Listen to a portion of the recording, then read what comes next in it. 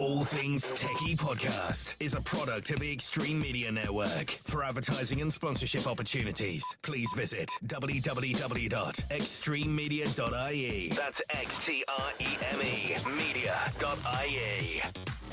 It's Justin Dawson. It's the All Things TechIE podcast. Hello. Now, I have to say to all our listeners who's listening in on an audio podcast, the next couple of episodes of our podcast will make more sense if you go to our YouTube page, like and subscribe on our YouTube page, and also visit our website, www.allthingstech.ie, because we are into ISE 23, Integrated Systems Europe 2023 in Barcelona in a week's time. And a lot of the upcoming podcasts and videos are going to make a lot more sense if you actually see them in a visual context. I will be trying to explain it in an audio context to our audio listeners, but as this is an AV podcast and we're going to Integrated Systems Europe, one of the biggest audiovisual conferences in the world that happens annually, you're better off watching the video. So go to the YouTube channel. So because I won't be able to get to every booth, there's over 1,000 booths at ISE this year in 2023, I had to do some pre-recorded shows and pre-ISE shows. So you're going to have a series of shows over the next week. I hope you like them. Do subscribe on YouTube. Do give your comments at www.allthingstech.ie. And if you bump into me at ISE 23, I will be doing podcasts in the Influencers Lounge and a couple of other places. And I'm on stage on Thursday at 12 o'clock with Jane Ross from Zoom. So do come along and listen to that discussion. But if you do bump into me, I do have some swag. I am giving away some swag. So do say hello. I hopefully will have some swag to give you. But enjoy the next couple of shows and hope to see you at ISE 2023. It's the All Things Techie podcast, and we're talking about pre-ISE 2023. Great to be joined by Andrew Stark. Say hello, Andrew. Give me a bit of a background on yourself. I know we've been talking about scouting for the past 15 minutes off mic because we see that connection from your hoodie. But tell me about yourself. Well, you can cut all this out if you want to, but just briefly, I grew up in TV, a cable access station here in Minnesota. So I've been doing TV since I was about 14, teleproduction for a local, very low end kind of station. And then went on to work in school and all that kind of stuff. And then when I got out of high school, very quickly after that, I started a business called Tightrope Media Systems that does digital signage, and it does. We made an instant replay server and some other things like that. But I also worked at a number of different pro AV dealerships or integrators, systems integrators, things like that. And then and now today I'm working at Macnica, which is a very large company. I work for a small division of it that makes components based on open standards. I mean, our big thing has always been to support open standards, not only making products that support the open standards, but also getting really involved in promoting and developing those standards as well. So you're also the board member and director of product management at Macnica, as you said, and the AIMS board director. Yep. And we better say, what is AIMS? The Alliance for IP Media Solutions is a not-for-profit organization dedicated to the education, awareness and promotion of industry standards for the transmission of video, audio and ancillary information over an IP infrastructure as just well. rolls off the tongue. Yeah, I know. I had to write it down. I needed to write that down. I'm sure. Very precise, right? Not a whole ton of precision, not a lot of clarity. Written by an engineer. Yes. That is what we do. I mean, basically, we are seeing what everybody I think is seeing. If you look at every industry out there, whether you're talking about retail or anything, there's been this kind of the internet happened to us. the internet happened to the pro AV industry, the internet happened to the retail industry, happened to newspapers, right? And so for the media and entertainment industry and the pro AV industry, it's happening to us, but it's happening later because the traffic we generate is so weird. It's high bandwidth, multicast, and it's just kind of the opposite end of the spectrum from what you see with the bulk of traffic out there. So solving our problems has been more difficult. And so we're kind of on we're on the beginning of the curve, or not really the beginning. We were in the beginning, and now I think we're kind of getting over it, but we're in that part of the curve where you have a lot of proprietary options that are solving problems for customers and doing great things, but also creating problems in terms of not being able to be interoperable, those kinds of things. I think that's you hit the nail on the head there. The interoperability, like I think slowly but surely it's getting better. Like, I always take an interest in smart home appliances. I better not set off anything around my studio table here, but I'm a GOO/GLE house. But it's nice to see that, like, there is talks of the Alexa working now with Google and creating standards. There's 2 new standards coming out, right? For home automation. So I can't remember their name now. You probably know them. But yeah, no, off the top of my head, it escapes me. Yes, but well, there's Zigbee and all that. Anyway, but there's now a new one, right? And so it's we get the promise of the technology starts to get delivered, and then the frustration that nothing works together, right? And so anyway, AIMS came out of really JT&M and AMWA and VSF. These are organizations that kind of feed into SMPTE. So they're the ones where people are getting together, they're hashing these problems out, and then they create basically a standard, and then that goes to a standards body like SMPTE. AIMS came out of that because we found that the build it and they'll come thing wasn't working.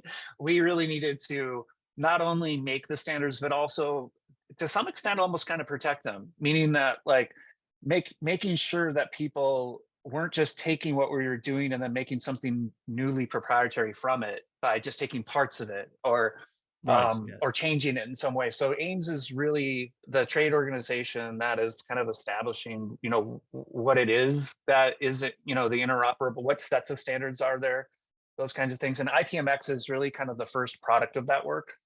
So in the past, we've been advocates for SMPTE 2110, but now with IPMX, we actually created a logo and are starting to create the profiles and everything that need to be for interoperability. So this is really new to 2023, maybe 2022. You started using a bit of it.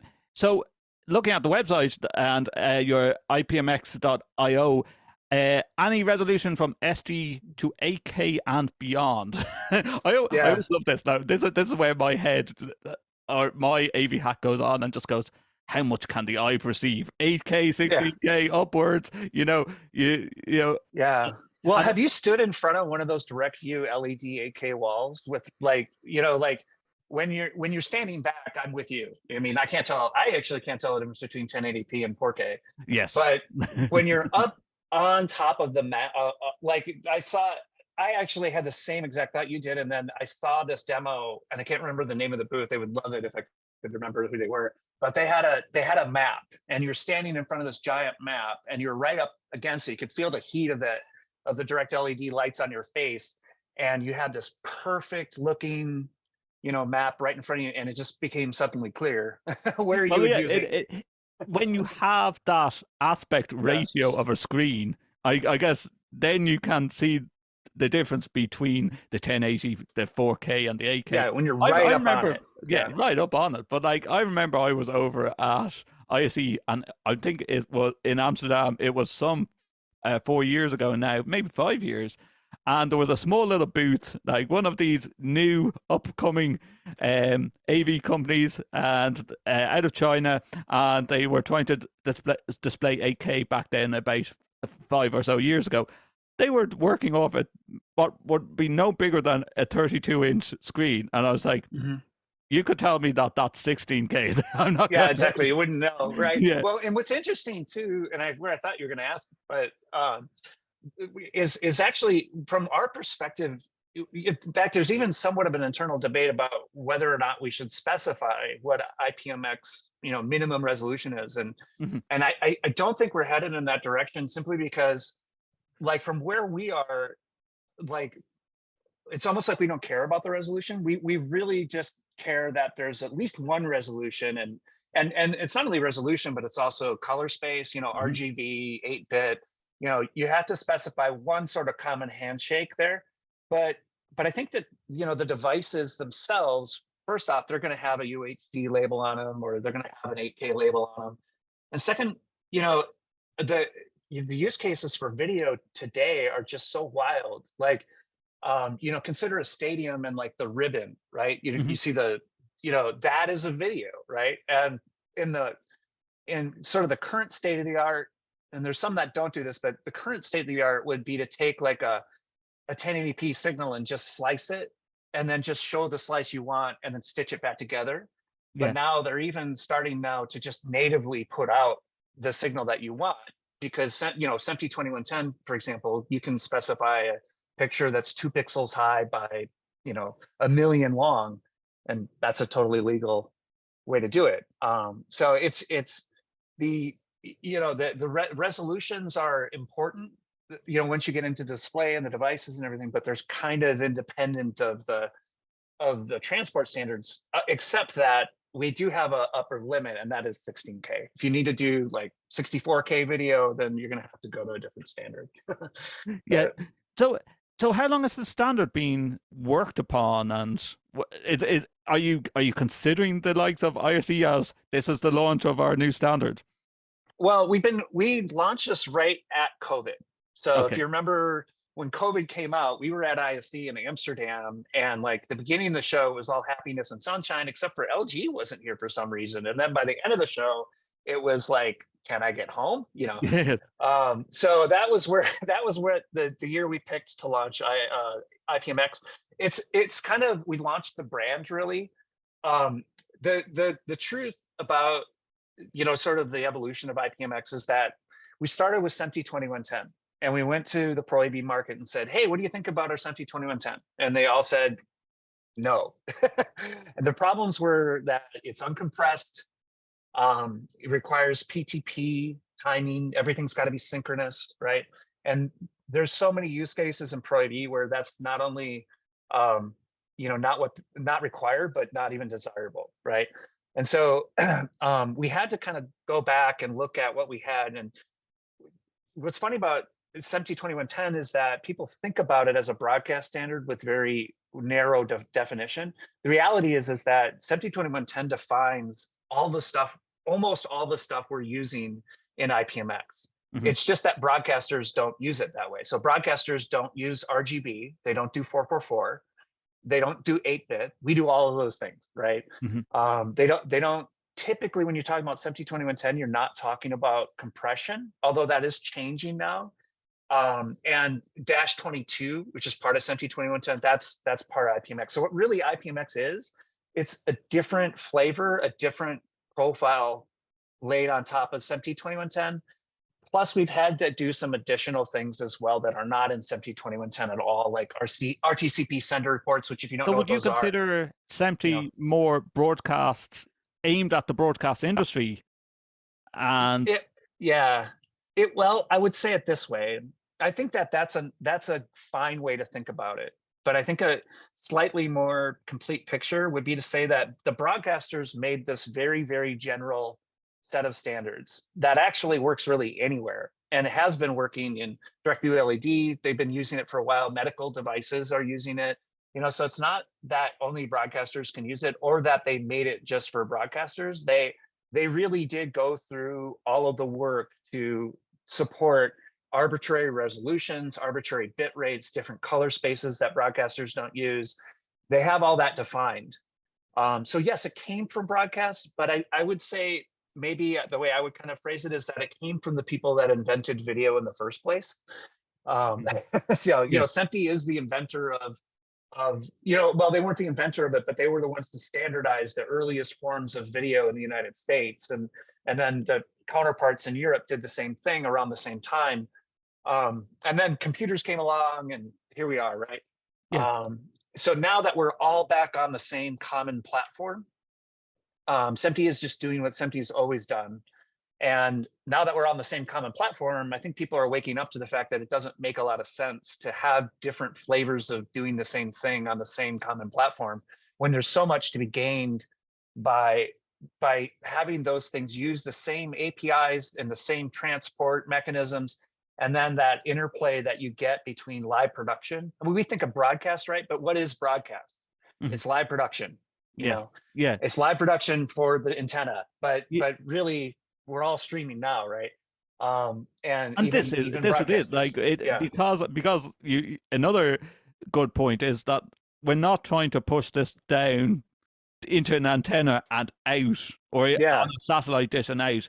You know, it's changing the way TV studios, buildings for broadcasting. I like, you know, I think what you guys have over in America is what we'll catch up on eventually here in Europe and Ireland. Well, to an extent. Well, maybe, yeah. To an extent, but you know. Yeah. As this stuff all goes to IP, though, I don't know. I mean, I think a lot of it is getting eaten by software. You know, hardware still plays a huge role in it. But I think as we move to these kinds of technologies, you know, where you are is gonna be more a question about latency than anything else. But I think the technologies. I mean, we use switchers that are extremely popular. We use switchers in the U.S. that are extremely popular in Europe. I'm going to forget the name of them now, but you know, anyway, the equipment's mixing around a lot more than I think it has been. So talking about AIMS and these protocols and standards, how many on the board, and how how does one come up with such a standard? Well, you have to have a lot of experience in the industry. You have to be really an expert in it, right? And I think that you can kind of see who started doing it within these organizations. I think Matrox and Macnica were both really big early people in it, and of course Ross and a lot of those other guys. Cisco and Arista have been active in it early on, but now that you know, to be honest with you, we kind of had to fake it until we made it a bit. We had the internal expertise to understand what needed to be done. But once we showed that we had that core set, that's when we started to get companies like Barco and Luminex and I'm going to forget Netgear. A lot. I'm going to forget some key ones here, and I want to remember them all. We will. Don't forget, listeners, this is a video podcast and also an audio podcast. So I'm going to add in all your different alliances as well. And I know they too many to remember. But once we started to show that we kind of had the right mix. Well, I want to mention Intel as well. They're not an AIMS member, but they are a member of VSF. They've been working on it quite a bit. So they, you know, once we showed that we were kind of headed in the right direction, that's when we started to get sort of your A-list Pro AV companies to take a lot more interest in it. A lot of them said before we got to that point, it's like, hey, we've been here before, you know. So they wanted to make sure that, you know, like it's as you say, fake, or you have to get people to buy into these type of protocols. Like I know you on your website you mentioned with AIMS, you've done a lot with AES 67 back in the time, you know. So yes, from that you've done a lot with the Audio Engineering Society. I remember AES was in Dublin just before COVID, I think back in 3-4 years ago now, and I went along to it. I did some interviews at it. Some very scientific people there, you know, where a lot of it goes over, you know, it's like, wow, audio is another world altogether. Yes, exactly. The guy that you're talking to, was he wearing a ponytail? Probably, yes, I think so. Probably. Yes. But no, love the audio guys. I'm just joking. Oh no, they well, you know, like I have a master's degree. I did TV and radio production, and back when I was a sound technician as well, but to their level, no, guys, you lazy guys. No, video guys think they know what they're talking about. No, the audio guys are crazy.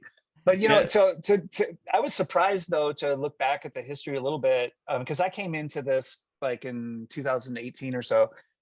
So AES 67 was never intended, I mean, maybe for politics or maybe for good reason, to be its own standalone infrastructure protocol. It was designed to be the glue between different protocols. And I think, that certainly has changed. Today we certainly look at AES 67 as being, front and center protocol, and that's why it is part of IPMX. So IPMX uses AES 67. Now we've added RTCP sender reports. So technically speaking, some of the audio out of an IPMX device, actually not even technically speaking, some of the audio out of the IPMX device would not work in a straight AES 67 device because we support asynchronous audio, and that's not part of AES 67. But other than that, it's all totally, legitimate AES 67. And when IPMX does take advantage of PTP, then it is just, there's nothing more to say about it. Is AES 67 audio at that point.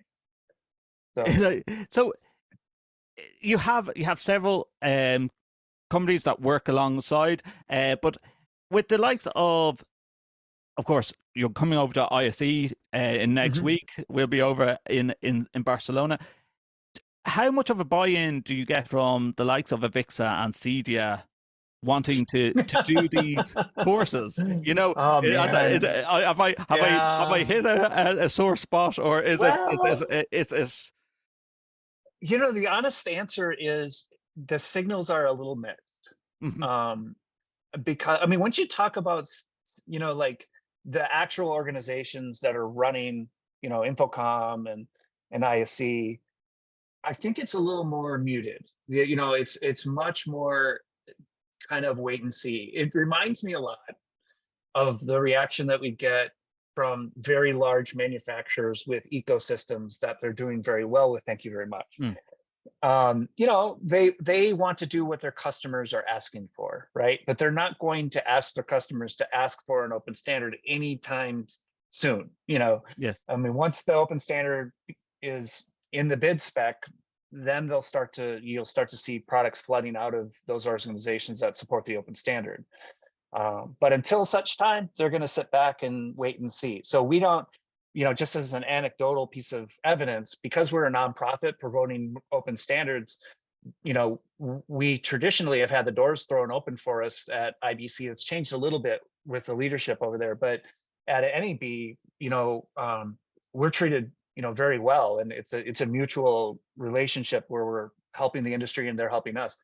Not so much with IBC or ISE and and Avixa and those guys. We're huge fans of those organizations, and actually we're looking at how we can do training through them.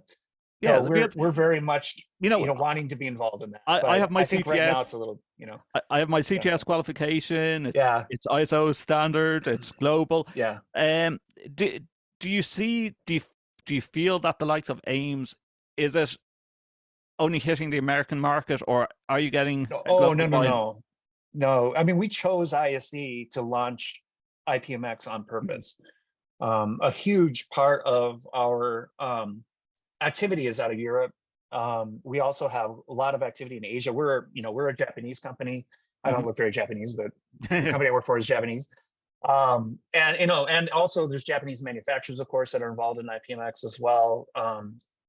So I think that, SMPTE and AIMS, I think it's fair to say there is a big North American contingent, but I would say that I would have to run the math on the numbers. It might be about even between Europe and the US. So. No, because like I remember sitting down with Chuck Espinoza, who's now moved on to Aurora Media, but who was the senior instructor there for Avixa, and he explained to me, like, at one stage, how much work goes into just adding one question into a global question bank to do the CTS exam with Avixa. Yep. So trying to write a standard, I can imagine, and write. Oh yeah, it's ridiculous. It's ridiculous. Yeah. But it's needed though, because for your listeners, right? Imagine like, trying to communicate to somebody, from a different culture, right? that comedy ensues, right? You tell somebody, hey, I like the way you look, I like your shirt.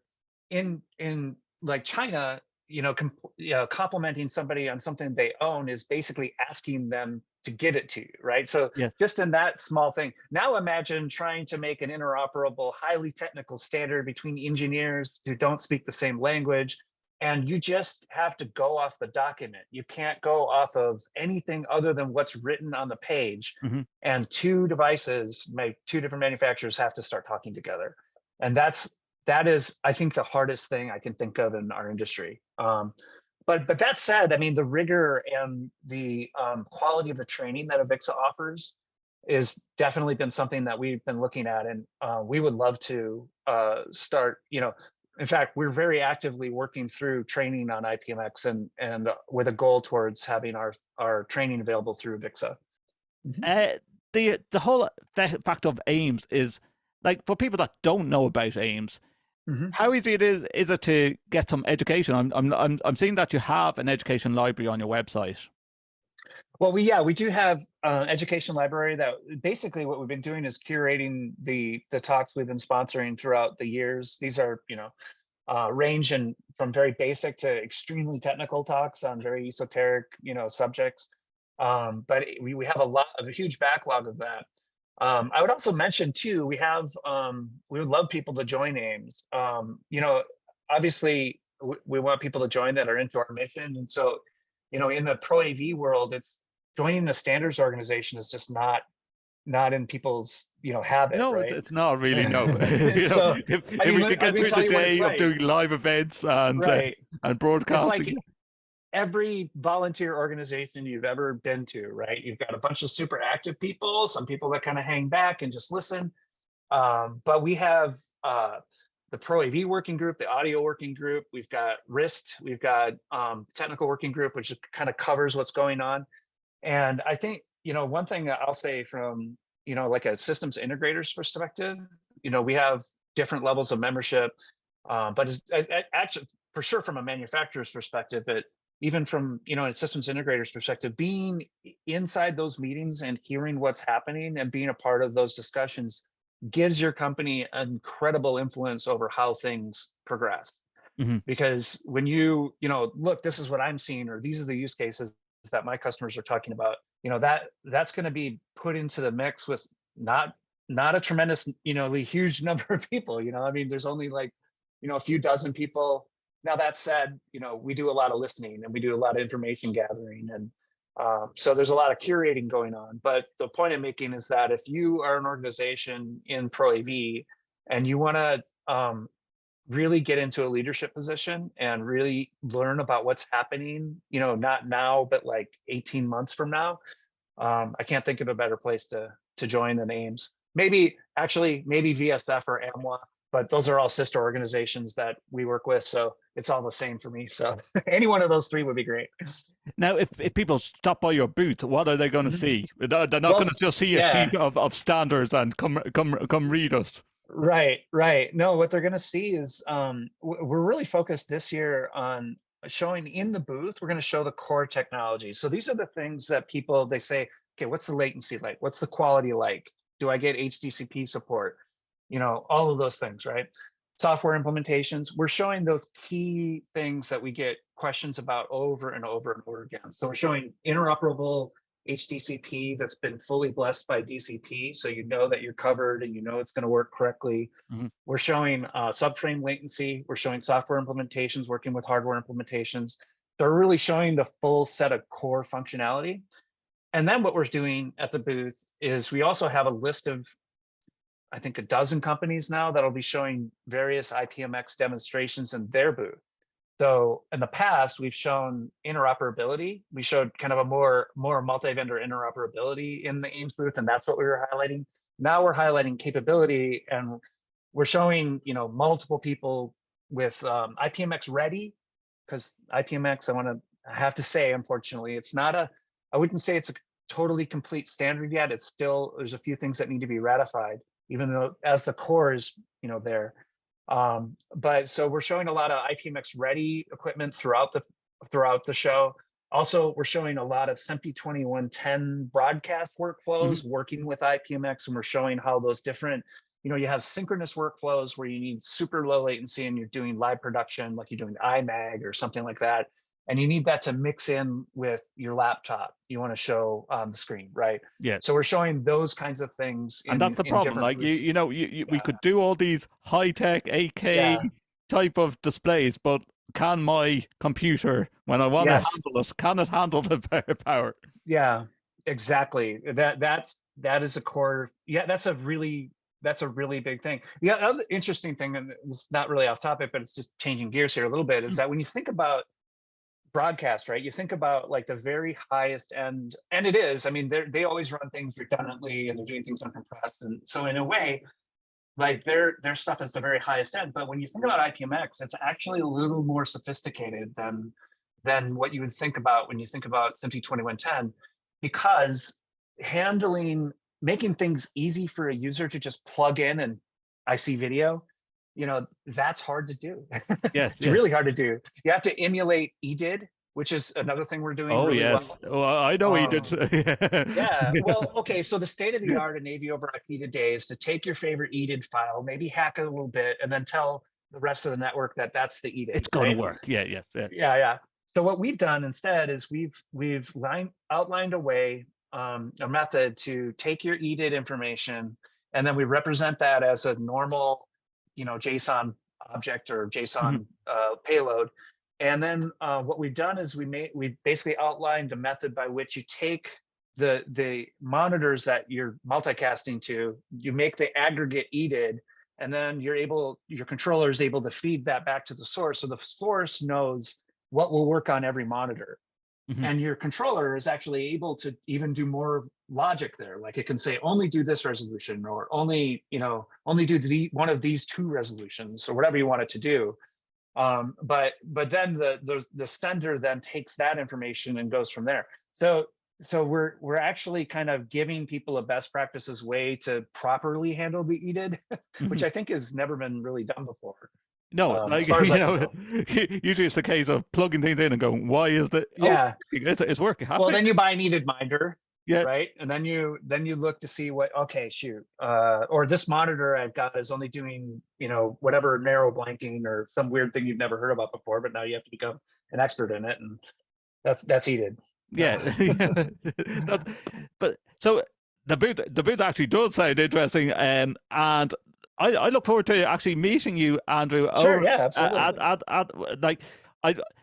Do you find from launching the IPMX a couple of years ago, Infocom, NABs, do you find that the conversations do happen at the booth? Oh my gosh, do ask a lot of techie questions? It's like, it's like talking to people that have been like in a bad relationship, and they suddenly become aware that more is possible. I think you have to have a beer cooler at your booth. The amount of reports I've had and episodes of the All Things Techie podcast talking about ISE, and everyone's like, come to our booth because we have a beer tap. The likes of you guys, you need something stronger than beer, because you're hitting all the troublesome stories of things that never work. And I have to be careful here, because it's funny, because I think even more so actually in Pro AV, there are really good proprietary solutions that are doing great work today.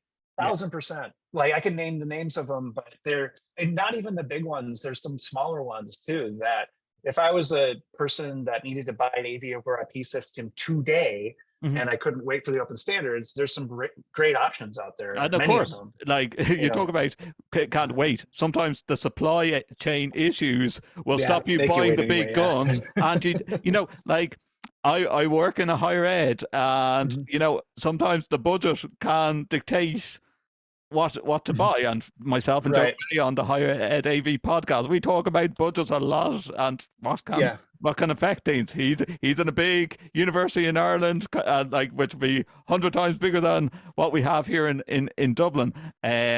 So that dictates. So what I want to say about that though is that when they come to our booth, what the stories we hear more often now, we hear. Used to be that we'd hear, well, nothing really works that well, or this doesn't work that well. But now what we hear is this works fine, but then all the interoperability things. We have one customer a very large customer that was saying that, like, they were trying to figure out how to help. They were, doing acquisitions, and then they would bring in these companies that had their own AV over IP stuff, and then they had their AV over IP stuff, and they were trying to help desk was begging them for a solution to be able to manage this. And the answer they got back from their systems integrators, it's impossible. And we were talking to another, again, a very, very large multi-billion-dollar international company, and we were talking to them about what we were doing and the decisions we were making. And at one point in the conversation, the guy said, well, it's either this or we're screwed. And because that's it, right? I mean, they might have made some choices differently. There isn't anything that I can remember that they said like that, but regardless of exactly what it was we were doing, one interesting thing that I learned recently about the market that I didn't really expect. If you go on the internet and type "stop SMPTE 2110," you'll find websites about people trying to kill SMPTE 2110. They hate it. Or if you look at SDVOE's website, right? Yeah. They love to throw rocks at SMPTE 2110. And so we started this whole thing trying to market ourselves as a little bit separated from SMPTE 2110. Reality is, what we found is everybody is doing live production. Everybody. And COVID helped that. Look doing it now. And like, technically, this is a live production. We're doing it over Zoom, but Right. And when you want to just do live production, NDI is super popular too, right? Super easy to use and does live production really well. What we're finding is two things. One is that people that are using SMPTE 2110 can't really use NDI in that way, because NDI has its own limitations, right? Yep. And so what they want is they want a cheaper SMPTE 2110. They want compression, they want lax timing, so they don't have to have special switches. Well, that's all IPMX, right? And then what we're finding is a lot of pro AV people, big banks, large manufacturing corporations, social media companies, each and every one of those guys has broadcast switchers. They have broadcast cameras. They have broadcast everything you would expect in their facility. And the thing that they say to us over and over again is that we are tired of buying $4,000 boxes to go from our pro AV gear over into our broadcast gear. And not only are we tired of paying that money, but we're tired of the quality loss, and we're tired of the latency and all of the control issues that come up when we have to bridge that gap. I'm going to interrupt and say, Andrew, how many times does these conversations end up with people saying, "Oh, it must be your network"? Oh, right. If you had a penny for every time someone said that. Yeah. Oh man. Well, now you're hitting another one too. Yeah, that's a big one. Yeah, and when people, this is another podcast or something, but in fact, it's my next article I'm going to write is on that. Is that people look at AV over IP and they might form an opinion about it being difficult or not baked, or there be some problem with it or something. I think, depending on who you are and what sort of clarity you have on that, you might be surprised to learn that there are many people in the professional AV industry that might be surprised to learn that the reason why AV over IP is so hard is because our traffic is so weird compared to the way switches are designed. They're designed for millions of flows, and they have load balancers. So if this is getting too much traffic, I'll just kind of shuffle the traffic off into here. Try doing that with AV over IP traffic flows and see how far that gets you. When you're trying to manage the latency down to a frame or less, and your flow is like 80% of the pipe, that's just a very different. And you're also doing multicast, which many professional IT people don't deal with at all ever. So because it chews up the bandwidth. Yeah, well, it chews up the bandwidth, and also it's hard to manage across switches because you've got if you're doing multicast and you're just spraying a few packets here and there, it doesn't really matter. But when your flows are a gigabyte or a gigabit per second, multicast traffic across your switches becomes a big topic. And QoS and managing the quality of service across the switches and making sure that people have the experience they expect without having to scratch their head that's really the next challenge, I think. And with that bandwidth flow, I know I've sort of gone down a rabbit hole here, Andrew. With IPMX, how do you see IPMX with the type of green AV, and less data means less power consumption. Mhm. Has it been touched upon? Yeah, very much so. I mean, when we looked at codecs, right? Hmm. Right now, IPMX is kind of settled on JPEG XS, although we're early enough and everybody's using FPGAs that actually could change. But when we looked at codecs, that was front and center in our mind, because you can have I mean, it's easy. If you want perfect quality video, there's 100 codecs out there that'll do it. There's only like 2 that will do enough compression to get down to 4K on a 1 gig connection, Hmm. but also give you subframe latency and also give you the totally transparent experience, meaning that like you can't tell if you're on a AV over IP or an HDMI cable, right? You want it to have it be that perfect. That's Yeah, where it has to be. Like, yeah, it and has to that's be that way. yeah, Yeah. like, and please God, we are getting to that stage where we Oh, we can are. Yeah, we can yeah. have these standards. I would say that there's a couple of ones out there, at least one that I know of that's proprietary that achieves that, and I'll even name them. The Crestron, right? And then there's others too. I think Extron gets there too, but they have that 1 gig, 444 quality. And I think JPEG XS can get us there too. And I think we're looking at JPEG XS, and there's some different profile settings we can employ there. There's also a couple of other codecs out there that we're also looking at as well. But anyway, getting back to your question, a key attraction to JPEG XS, or reason why we're looking so carefully at it, is that it's a very, very low power codec. It doesn't take much computational power, so fits comfortably inside of laptops, GPU resources or CPU resources, so you can stream from your laptop. It's much more like MPEG-2 and not as much like H.264. Although with H.264 nowadays we have lots and lots of hardware acceleration. But for our purposes, that is interesting. The challenge there is that most hardware acceleration doesn't do 444, which is what you need for desktop video. Like, listening to your answer there, like a lot of your talks is about the video end of things.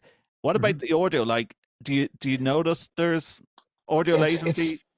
Do you Of find that course. the audio quality can drop on some of these protocols? Well, audio's bandwidth traffic is just so much lower that dealing with quality is not really, because you're just going to do difficult as the video. Absolutely. Yeah, the quality is not. That's not really the issue. The issue with audio. I hope we haven't offended any AES scientifics. No, I'm sure they would agree with that. I mean, yeah. I think they would agree with this next statement too. I think the trade-off that you give up for in dealing with the high bandwidth of video, I think make up for it in dealing with latency in audio, because latency in video, a line, you won't even notice. Yeah. If you're that far off with your speakers, you will notice immediately. You will notice it immediately. Yeah. And that's why I think you're gonna, we don't cover this open standard, but there's another excellent open standard out there called AVB. It's not an AIMS, they're not under our umbrella, but Milan AVB. They were looking at doing video. They've become very, very popular in audio for that reason. So like if you ever go to a concert and you see those line arrays up there, that's probably AVB for that. So. This conversation could go on a lot. And you know what? It's definitely a conversation for a few beers in the influencers lounge and over at ISE. When do you fly across, Andrew? I'm leaving this Friday, and I'm really looking forward to it. It's from you mentioned the beer. I think it's not. I take your meaning. It's whatever libation is your preferred thing. It's getting face to face with people. Absolutely. I've missed it. This is my first ISE in 5 years. I was looking at ISE last May and in Barcelona and say, do I, don't I? I was thinking maybe I'll go over for a night, and because of COVID, I pulled out. Not having COVID, but the risk of COVID. I pulled out, and then seeing the photos of Barcelona in May, and I went, I missed out on that. So I'm really looking forward to it. Well, and it's a great facility. Make sure you get your paper badges so that people can look at your The at press your shirt badge. and, Yes. and see who you are, as opposed to asking your name all the time. That was a little bit funky, but this year they made it easy for us to get paper badges. So, The so paper it'll be badge is even better back this year. again. Well, Yeah. looking forward to meeting you, Andrew. And if Yeah. people want to find out more about IPMX and AIMS, where should they go? Well, I think IPMX.io. Of course. Yes. Yeah, IPMX.io is a great site to go to. Also visit AIMS, AIMSalliance.org. That's our site for membership and joining. But we would love to meet anybody that's interested in open standards. And I would like to say just too that even though our members are mostly manufacturers, we'd love to talk to end users, and we have a lot to show end users. Just people, the buyers, they're once removed from where we stand, but those conversations are the most fun for us, and also they're the most informative, and they really drive us to refine the standards and to move us in the right direction as we go forward. So really everybody is welcome to come, and we would love to hear from everybody. The All Things TechIE podcast is a product of the Extreme Media Network. For advertising and sponsorship opportunities, please visit www.extrememedia.ie. That's XTREME media.ie.